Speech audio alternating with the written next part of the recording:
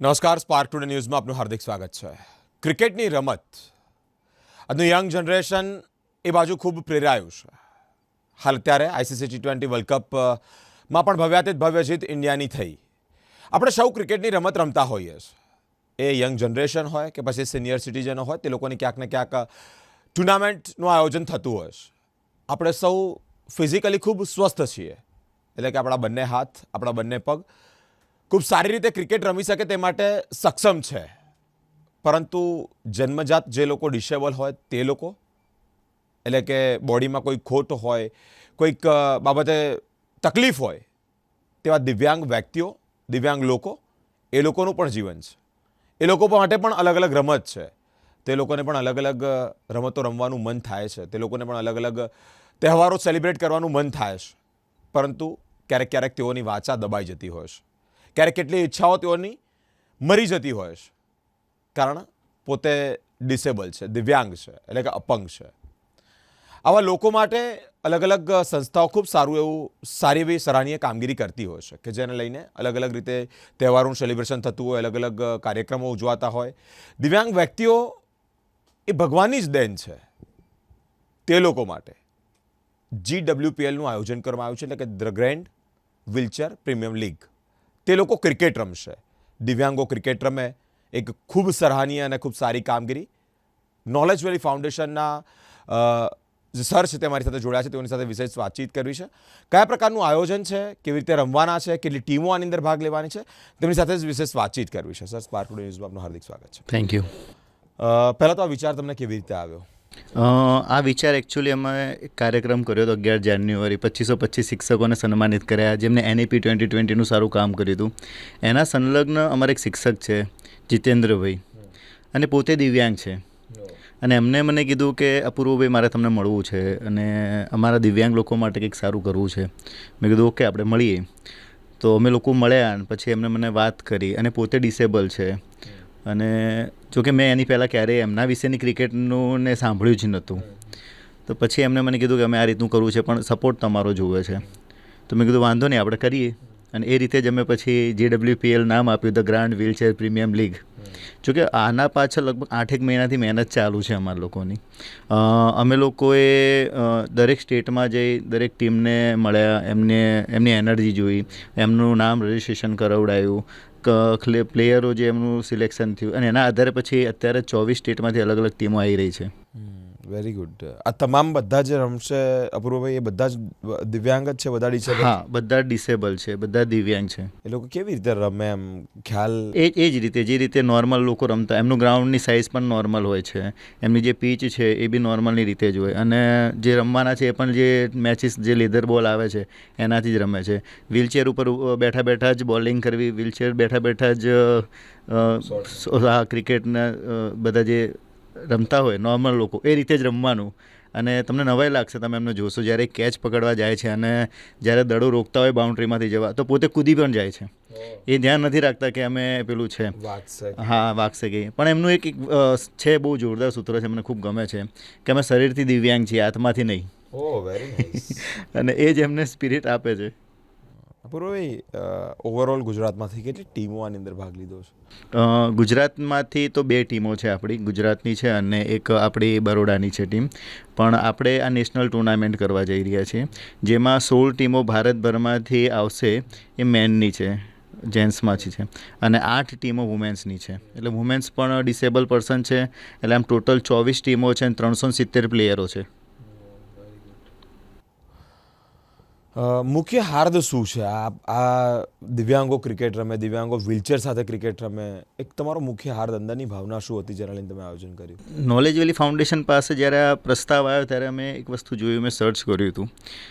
તો એમના ઘણા બધા નિયમો છે, એમના પોતાના અધિકારો છે, કે જે નોર્મલ લોકોને નથી ખબર. તમને નવાઈ લાગશે, ગુજરાતમાં 11 લાખ ઉપર દિવ્યાંગ લોકો છે, અને એમના ઘણા નિયમો એવા છે જે આજે આપણે લોકો સામાન્ય જીવન જીવતા વ્યક્તિ નથી ખબર. આપણું જીવન એવું છે કે સવારે ઉઠ્યા, પૈસા કમાવા પાછળ ભાગીએ છીએ, દોડીએ છીએ, આવીએ છીએ, ફેમિલીની લાઈફ આપીએ છીએ, પણ એમના વિશે કોઈ એટલું બધું નથી વિચારતા, અને એમના જીવનમાં એ જીવે જાય છે. ઘણા ફાઉન્ડેશનો છે, સારા કામ પણ કરે છે, પણ એ જસ્ટ પેલું એમને સપોર્ટ કરવું એ રીતે. પણ મારું એવું છે કે દરેક વ્યક્તિને અત્યારે ક્રિકેટ એક એવી વસ્તુ છે, નોર્મલી રીતે હમણાં જ જે ટુર્નામેન્ટ થઈ, વર્લ્ડ કપ થયો, તેમાં કેટલા લોકો ઉત્સાહી રીતે જોતા હતા.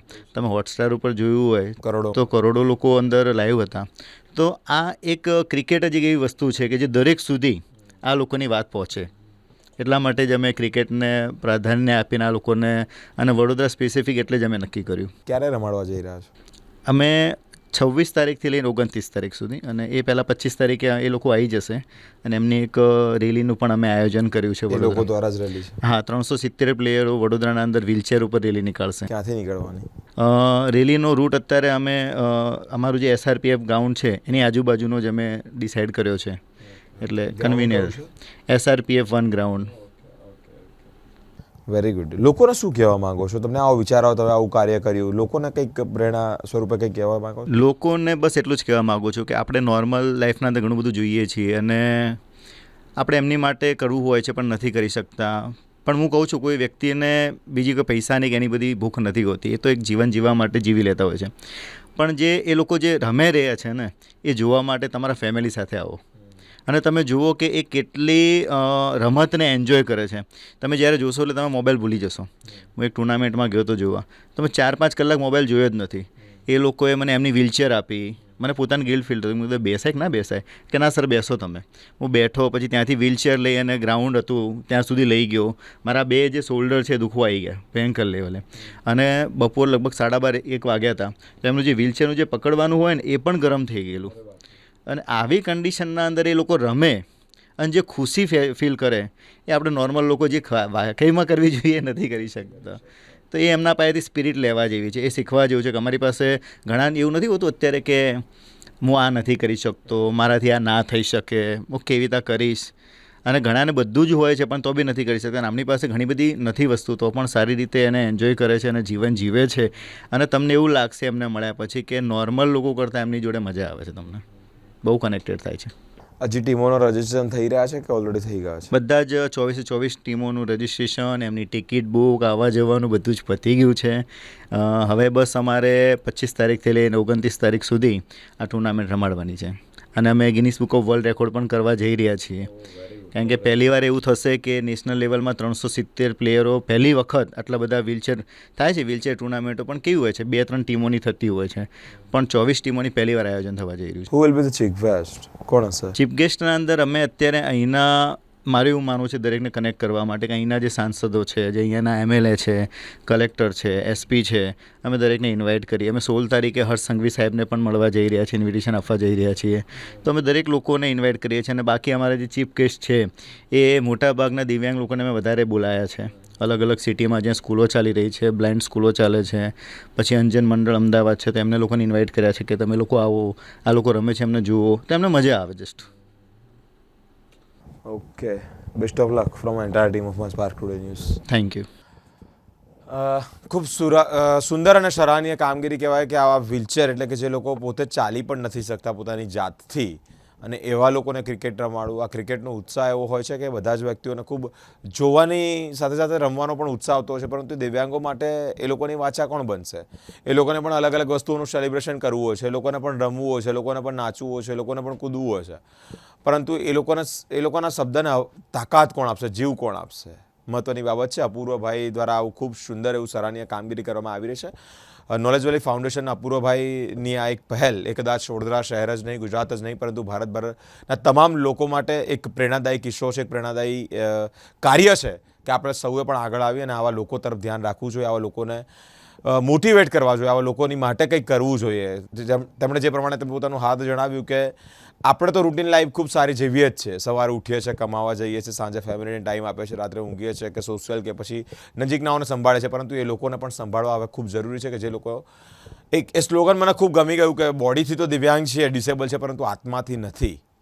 એવા લોકોનો અવાજ બનવું છે, એ લોકો માટે સાથ અને સહકાર આપવો છે, એવા લોકોની તાકાત બનવું છે. અપૂર્વભાઈને ખૂબ ખૂબ સલામ, 100 સલામ કે આવું ખૂબ સારું એવું કાર્ય કરવા જઈ રહ્યા છે કે જે દિવ્યાંગોને ક્રિકેટ રમાડી રહ્યા છે. અપૂર્વભાઈ, અગેન એકવાર ડેટ અને એડ્રેસ. ઓકે. અમારી જે રેલી છે વડોદરામાં અંદર એ 25 તારીખે છે, 25 માર્ચ 2026, સાંજના સમયે છે. 5:30થી લઈને 7 વાગ્યા સુધીનો સમય છે. અને અમારું જે ટુર્નામેન્ટ ચાલુ થવાની છે એ 26 માર્ચથી લઈ અને 29 માર્ચ સુધી ડે નાઇટ રમાવાની છે. તો તમે બધા જ આવો, અને SRP 1 ગ્રાઉન્ડ છે એ અમારું વેન્યુ છે. તમે બધા આવો ને એમને ચીયર અપ કરો. Thank you so much. Best of luck. શુભકામનાઓ પાઠવે છે કે આવા કાર્યક્રમો આગામી સમયમાં પણ તમે કરતા રહો. 25 તારીખથી 29 તારીખ સુધી ખૂબ સુંદર મજાનું દિવ્યાંગો માટેનું ક્રિકેટનું આયોજન અપૂર્વભાઈ દ્વારા કરવામાં આવ્યું છે. આવા જ અનેક કાર્યક્રમો લોકો કરતા રહે અને આ લોકો માટે, દિવ્યાંગો માટે આગળ આવી અને એક નવી પહેલ શરૂ કરતા રહે, જેને લઈને જ તેઓને જીવવાનો ઉત્સાહ, અડીખમે વિશ્વાસ ટકી રહે. અલગ અલગ આવા કાર્યક્રમો લઈ આપ સુધી પહોંચતા રહીશું. તમામ અપડેટ જોવા માટે અમારી સાથે સ્પાર્ક ટુડે ન્યૂઝ પર જોડાયેલા રહો. કેમેરામેન ગૌતમ સાથે હું બિરેન, સ્પાર્ક ટુડે ન્યૂઝ.